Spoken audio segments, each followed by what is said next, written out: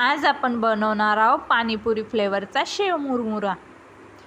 त्यासाठी मीठ, काळे मीठ, साखर, सायट्रिक ॲसिड, शेव, मुरमुरे अशा प्रकारे भाजून घ्यायचे। नंतर पुदिना, हिरवी मिरची, कढीपत्ता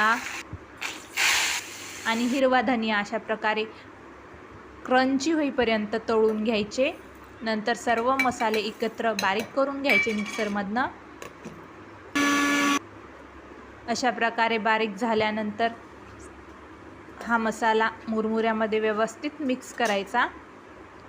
हलक्या हाताने व्यवस्थित मिक्स करायचे। अशा प्रकारे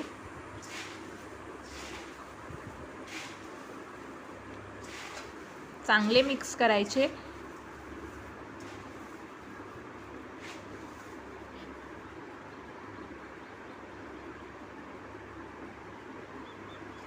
नंतर यामध्ये शेव व मूंगफली मिक्स करून घ्यायची।